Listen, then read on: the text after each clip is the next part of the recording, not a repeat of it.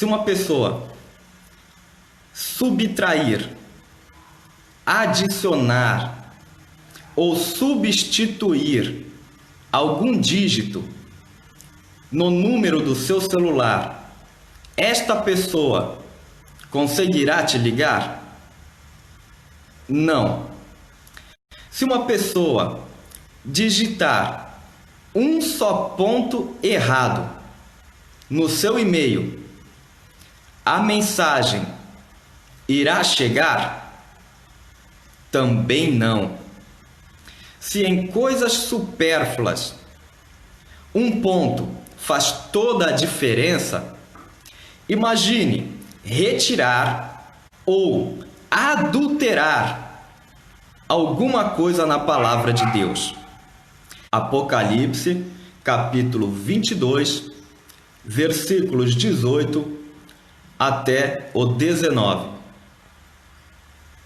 Diz assim a palavra de Deus: porque eu testifico a todo aquele que ouvir as palavras da profecia deste livro, que, se alguém lhes acrescentar alguma coisa, Deus fará vir sobre ele as pragas que estão escritas neste livro. Versículo 19. E se alguém tirar quaisquer palavras do livro desta profecia, Deus tirará a sua parte do livro da vida e da cidade santa e das coisas que estão escritas neste livro.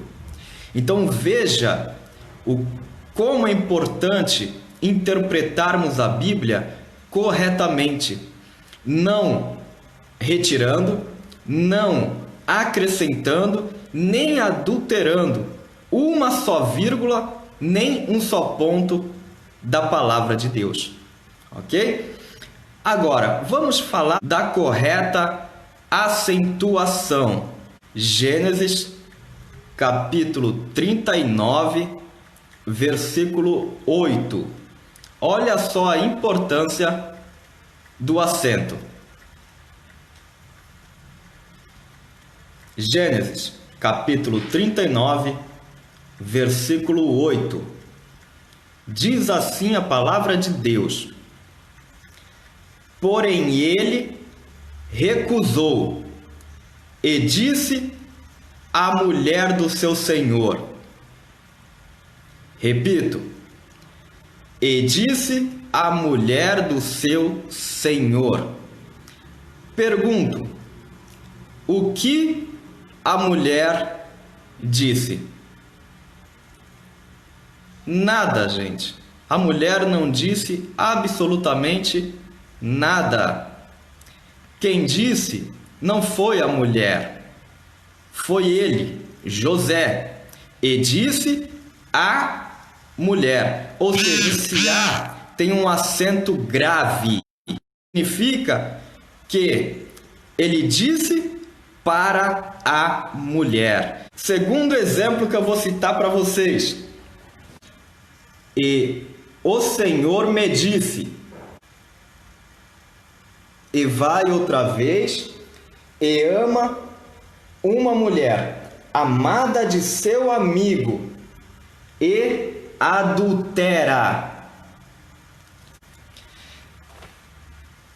Quem não conhece os princípios de interpretação da nossa língua pode pensar que Deus estava mandando o profeta praticar um adultério, mas não estava.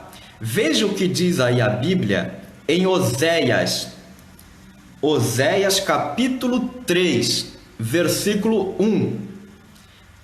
Oséias, capítulo 3, versículo 1. Veja a importância de usarmos corretamente o acento nas palavras. Oséias, capítulo 3, versículo 1. Diz assim: E o Senhor me disse: vai outra vez, ama uma mulher, amada de seu amigo, e adúltera. Ou seja, tem um acento na letra U. O que significa isso? Deus não estava mandando ninguém adulterar. Deus estava dizendo que aquela mulher era adúltera. Por isso que é importante conhecermos a correta acentuação das palavras e respeitarmos os acentos. Então, não pensem que Deus está mandando ninguém adulterar. Não. O acento na letra U demonstra que Deus estava falando acerca de uma mulher que era adúltera.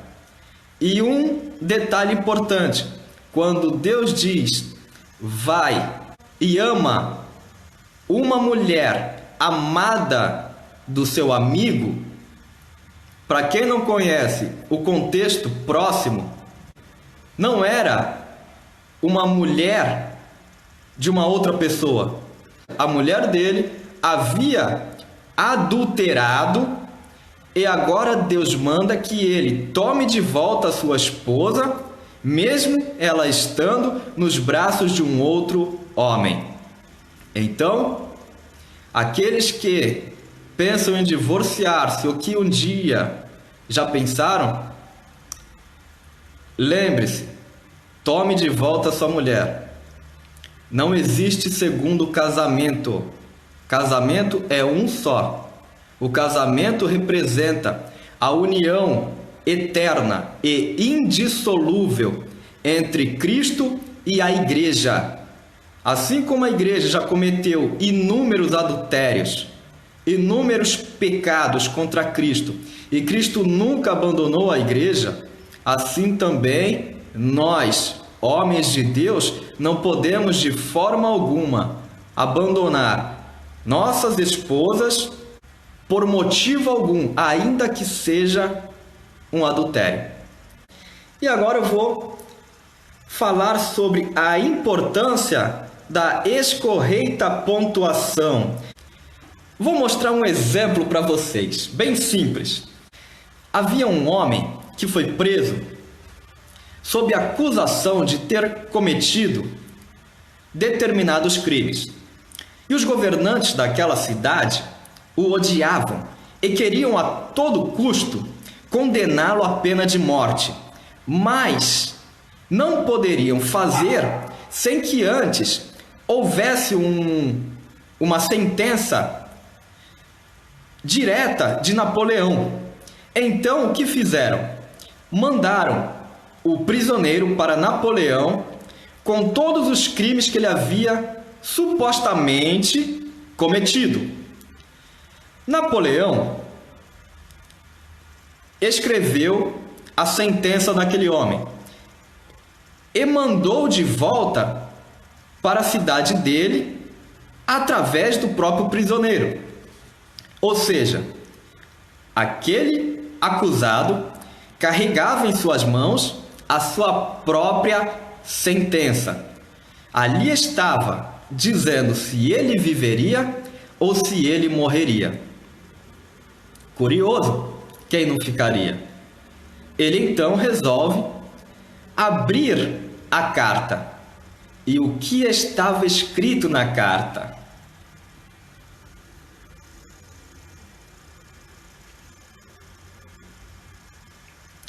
Se todos concordam, eu não discordo. Então, a sentença que Napoleão deu para aquele prisioneiro, todos queriam ele morto, todos os governantes. E o que Napoleão escreve? Se todos concordam, eu não discordo. Ou seja, pena de morte.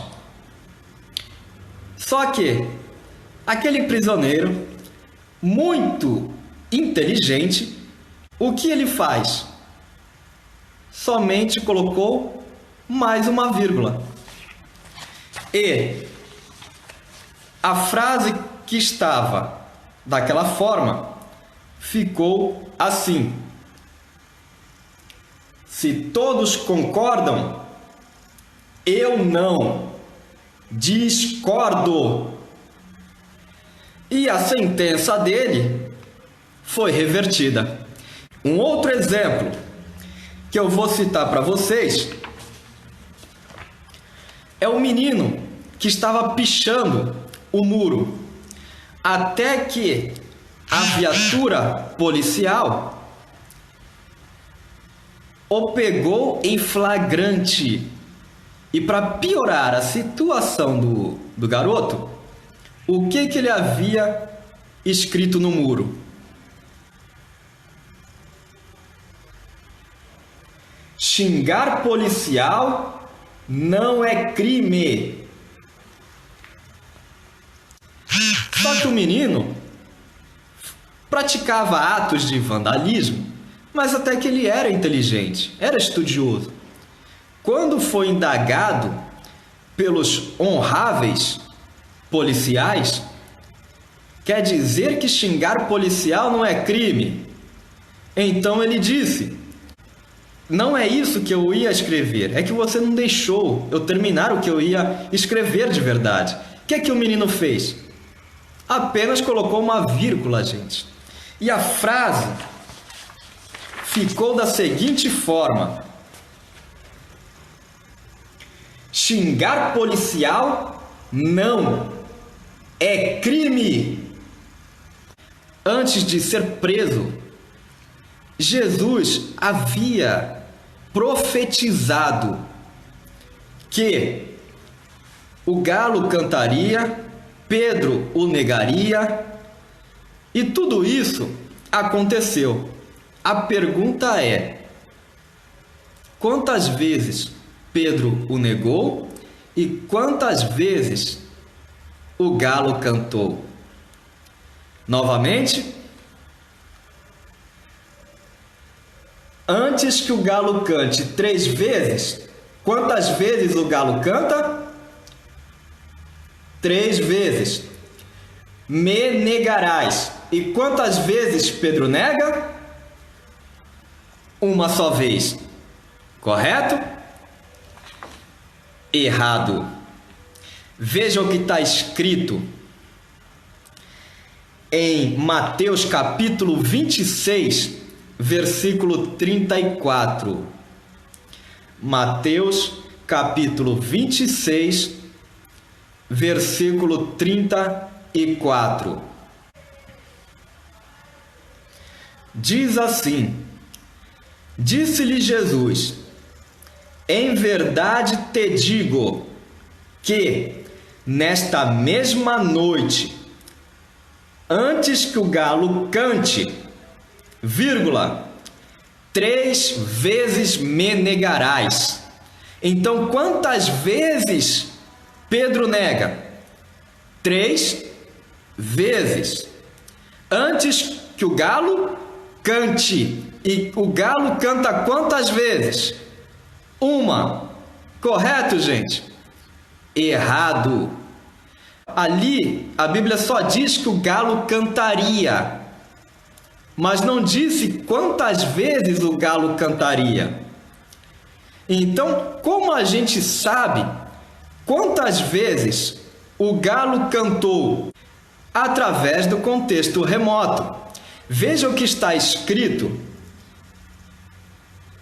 em Marcos, capítulo 14, versículo 72.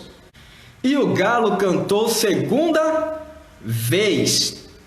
E Pedro lembrou-se da palavra que Jesus tinha dito: antes que o galo cante 2 vezes, 3 vezes, tu me negarás.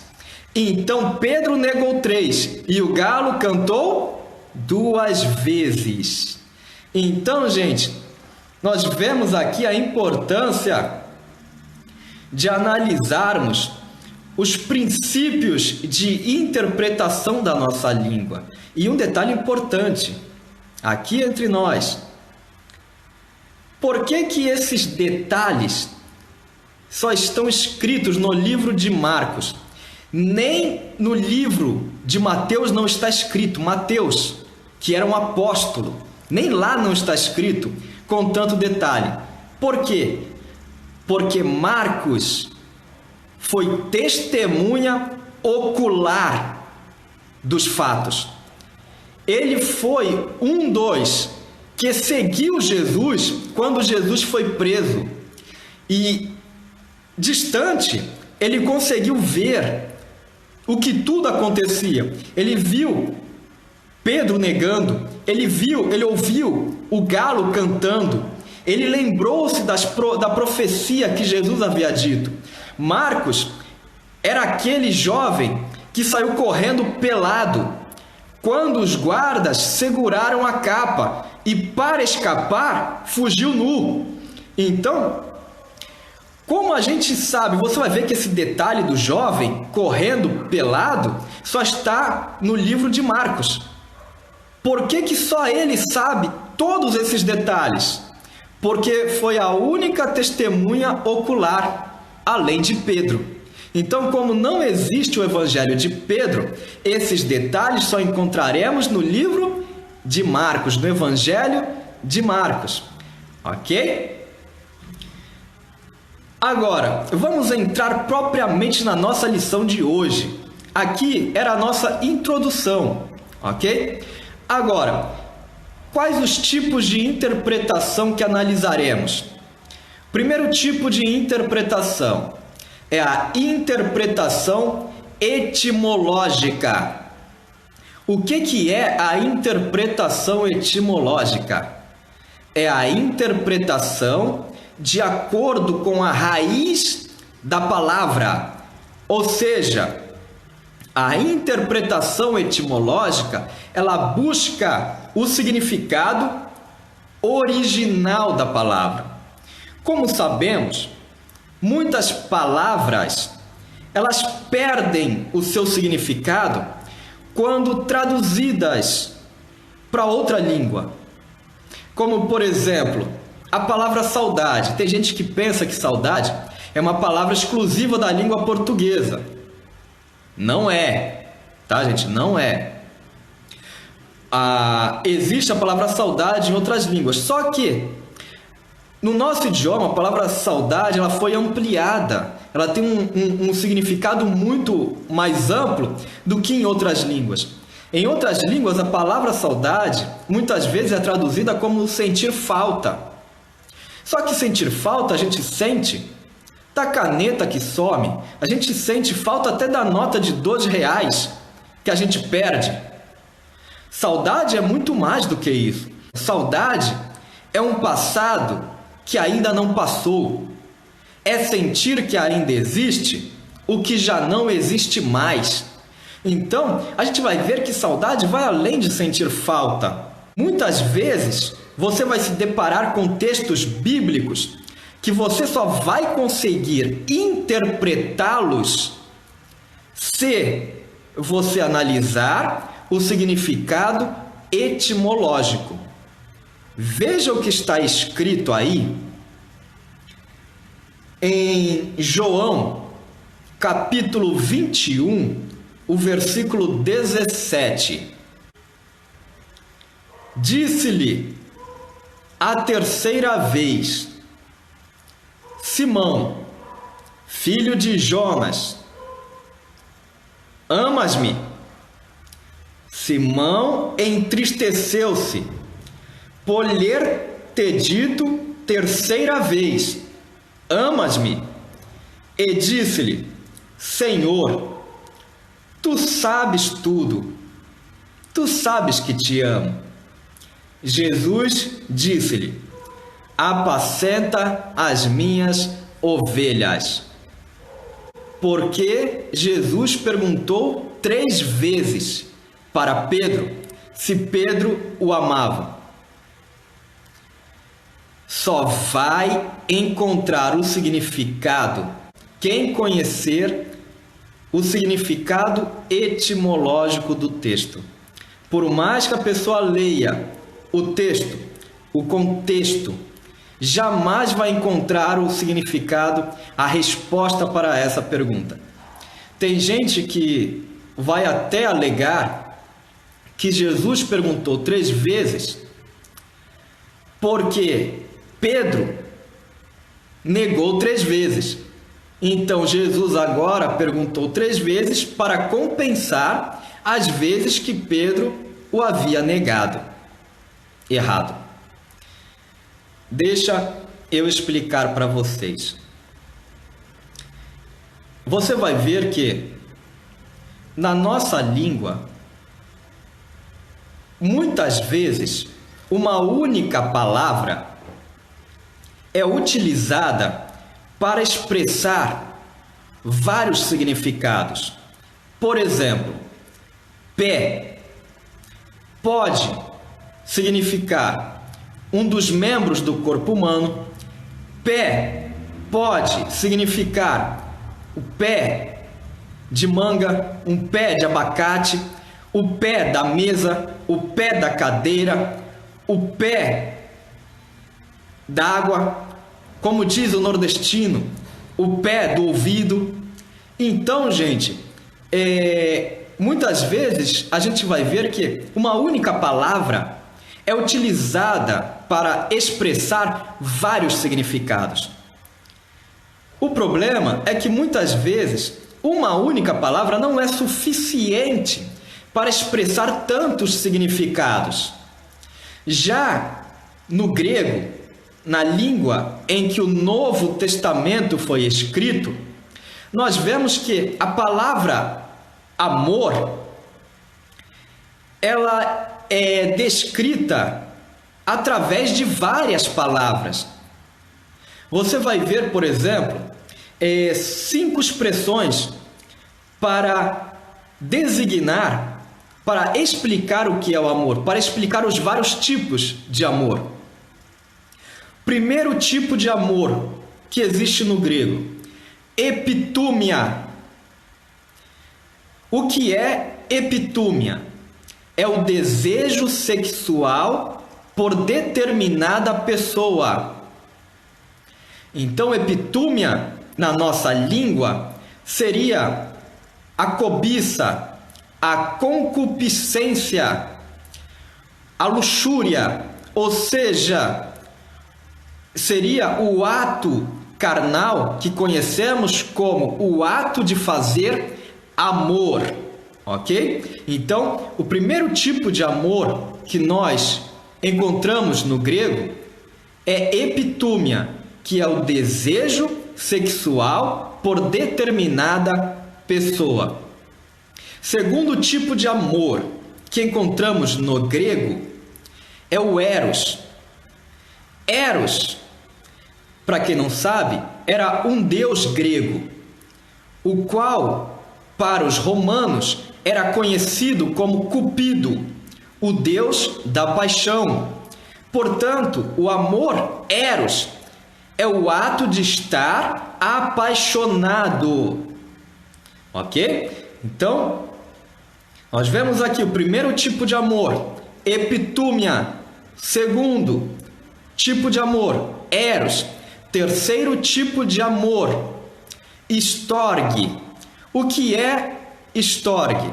É o amor familiar. É o amor entre pai e filho, o amor entre mãe e filha. Então, estorge é o amor familiar. Quarto tipo de amor é filéu. O que é filéu? É o amor entre amigos, da onde vem a palavra filia, que na nossa língua significa amizade. Então veja quem você chama de amigo, porque a palavra amigo, a palavra amizade, ela vem da palavra amor no grego. Então, o amigo é aquela pessoa que você ama. Então, nem todo mundo que a gente chama de amigo, verdadeiramente, são nossos amigos. Então, primeiro tipo de amor que vemos no grego é epitúmia. Segundo tipo de amor, eros. Terceiro tipo de amor, storge. Quarto tipo de amor, filéu. Quinto tipo de amor, ágape. O que é o amor ágape? É o amor divino que é derramado por Deus em nossos corações. E aqui está o segredo desta passagem. Por que que Jesus perguntou 3 vezes se Pedro amava, ao ponto de Pedro ficar até entristecido? Não foi pelo fato de Pedro tê-lo negado 3 vezes. Não, gente. Só vai descobrir o significado quem analisar o significado etimológico da palavra amor. Jesus perguntou para Pedro com a palavra ágape se Pedro o amava. E sabe que Pedro responde que o amava, mas com a palavra filéu. Ou seja, Pedro não o amava com aquele amor divino. Pedro não o amava com um amor incondicional. Pedro o amava com um amor humano, um amor condicional. Por isso que Jesus pergunta 3 vezes se Pedro o amava. Jesus pergunta com a palavra ágape e Pedro responde com a palavra filéu. Um outro exemplo que eu posso citar para vocês da importância da interpretação etimológica está no livro de Deuteronômio. Não precisa nem abrir o livro de Deuteronômio. Deixa eu perguntar para você: alguma vez você já leu o livro de Deuteronômio? Pergunto: o que significa a palavra Deuteronômio? Deuteronômio significa segunda lei. As primeiras tábuas da lei que Moisés recebeu, ele quebrou quando, indignado, viu o povo de Israel praticando adultério contra Deus. Então Moisés quebrou as primeiras tábuas da lei. Então foram dadas a segunda lei, ok? Então Deuteronômio significa segunda lei. Então veja, gente, o quanto é importante analisarmos o significado etimológico. Segundo o terceiro tipo de interpretação, são as interpretações literal e alegórica. Entenderam bem? Interpretação literal e alegórica. Interpretação literal traduz o exato significado das palavras. Interpretação alegórica traduz de forma figurada ou simbólica. Regra geral: a Bíblia deve ser interpretada literalmente ou alegoricamente. O que você acha? A Bíblia deve ser interpretada de forma literal ou de forma figurada? De forma literal. Correto, gente? Então, quando a Bíblia diz que Satanás é a antiga serpente, significa que o diabo é uma cobra. Sim ou não? Não, né, gente? Então, a Bíblia deve ser interpretada alegoricamente, correto? Então, quando a Bíblia diz que Jesus veio ao mundo, ele não veio de verdade. É só uma figura de linguagem. Sim ou não, gente? Não, né, gente? Jesus veio. Então, a Bíblia deve ser interpretada literalmente ou alegoricamente. Regra geral. A Bíblia deve ser interpretada tanto literalmente quanto alegoricamente. Mas a interpretação literal é a regra. Ok? Então, gravem bem esta frase.